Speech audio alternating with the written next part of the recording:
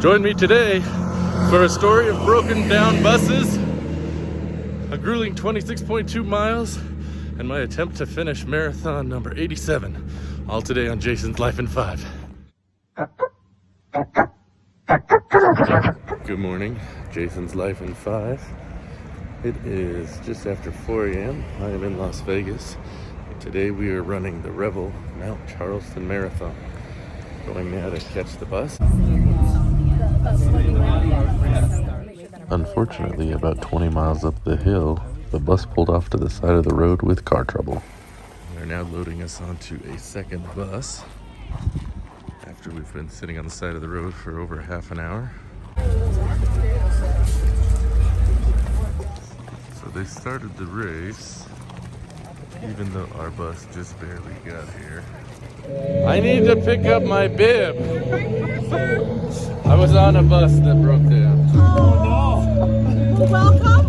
Thank you. We're waiting for you. What's your last name? Howard. Hi. So one benefit about starting after everyone is there's no line for the porta potties. Headed up to the start line now. Looks like every single person is already out running. I'm about 12 or 13 minutes past the initial start line, which doesn't bode well for me not finishing last, but I don't really care about that.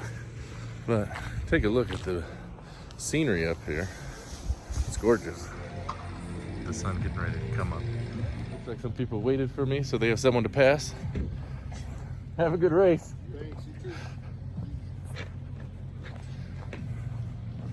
And here we go. Thank you. Look at that mountain. Pretty incredible view. And with that, I am officially last.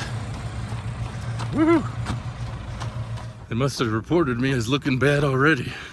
Being followed by an emergency vehicle. Coming up to the first aid station. Looks like I've caught up to the race sweepers. So I'm almost in the race now.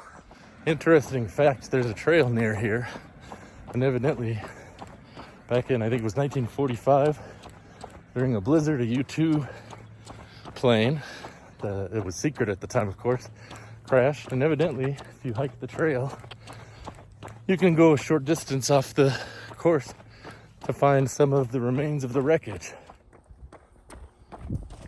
We're turning to do a loop through the visitor center for the Spring Mountain Gateway, I guess. There they are, towing away the broken down bus. Past 8 miles. Funny how different in 8 miles the scenery can be. Went from the mountain area to a nice desert scene. But continuing on to Vegas. Just passing mile 11.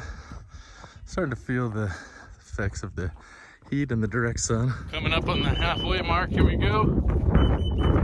Woo! Just under 2.5 hours, but 2 hours, 25 minutes.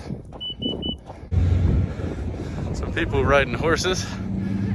Wish I was riding horses. So I'm past mile 16, so less than 10 to go. See Mount Charleston in the background there.